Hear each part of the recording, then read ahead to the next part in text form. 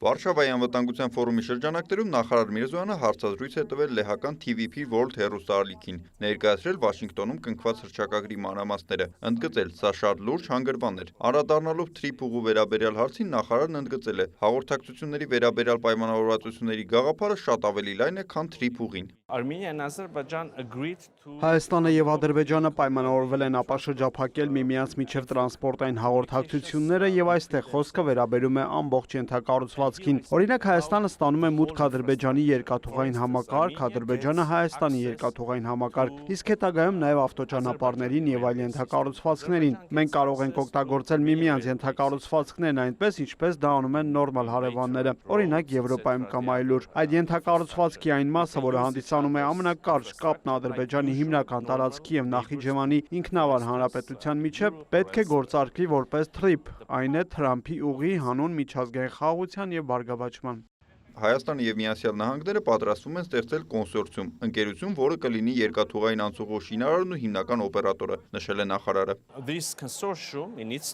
Այս կոնսորցիումն իր հերթին կարող է ներգրավել երրորդ ընկերության կամ ընկերությունների այս կամ այն աշխատանքը կատարելու կամ ամբողջ անցուղու համար այս կամ այն ծառայությունը մատուցելու համար։ Բացի այդ, կոնսորցիումը կարող է իրականացնել, կառուցել եւ այնուհետեւ շահագործել նաեւ խողովակաշարեր, էլեկտրահաղորդման գծեր եւ այլն։ Այսպիսով բոլոր պայմանավորվածությունները փոխադարձ են լինելու։ Օրինակ, մենք նույնպես պատրաստվում ենք օգտագործել Նախիջևանի ինքնավար հանրապետության տարածքը Հայաստանի հյուսիսն ու հարավը երկաթուղով իրար կապելու համար։ Ներկայումս նման երկաթուղային կապ գոյություն չունի։ Անդրադառնալով հարցին, թե երբ կբացվեն սահմանները եւ մասնավորապես Թուրքիայի հետ սահմանը եւ երբ է գործնականում սկսվելու կառուցվել երկաթուղին, նախարարը պատասխանել է, որ այժմ Միացյալ Նահանգներից ժամանած պատվիրակության կամ խմբի հետ միասին պետք է համաձայնեցնեն անցուղու եւ վերոնշյալ ընկերության տեխնիկական լուծումներն ու մանրամասները։ Մենք արդեն սկսել ենք քննարկումներ մեր ամերիկյան գործընկերների հետ, կարծում եմ առաջիկա ամիսներին կարող ենք ավարտին հասցնել այս գործընթացը եւ դրանից հետո պետք է մեկնարկի շինարարությունը։ Եթե խոսենք երկաթուղային կապի մասին, մասնագետներն ասում են, որ դրա կառուցումը կարող է տևել օրինակ առնվազն 2 տարի, բայց մենք խիստ շահագրգռված ենք հնարավորինս շուտ կառուցելու, բացելու եւ վերագործարկելու Հայաստանի եւ Ադրբեջանի միջև կապերը, որովհետեւ ինչպես ասացի, մենք հիմնական շահառուներից մեկն ենք։ Մենք նույնպես կարող ենք օրինակ ուղարկել կամ ստանալ ապրանքներ, օգտագործել Ադրբեջանի Հանրապետության ենթակառուցվածքներն ու տարածքը, բայց սա հաղորդակցությունների մասով է։ Կա նաև խաղաղության պայմանագրի հատվածը, որը նախաստորագրել են Ադրբեջանի եւ Հայաստանի արտաքին գործերի նախարարները, ընդգծել է Միրզոյանը։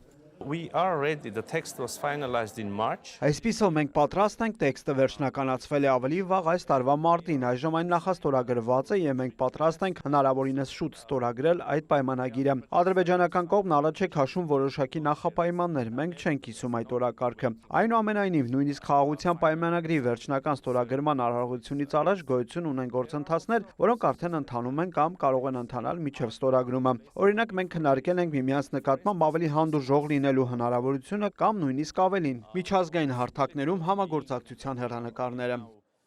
Տասնամյակների հակամարտությունից հետո ծանր բեռ է կուտակվել տարբեր հարթակներում, փաստաթղթերում, կոնվենցիաներում, որտեղ մենք ունեցել ենք վերապահումներ, հատուկ կարծիքներ եւ այլն, շեշտել է նախարարը։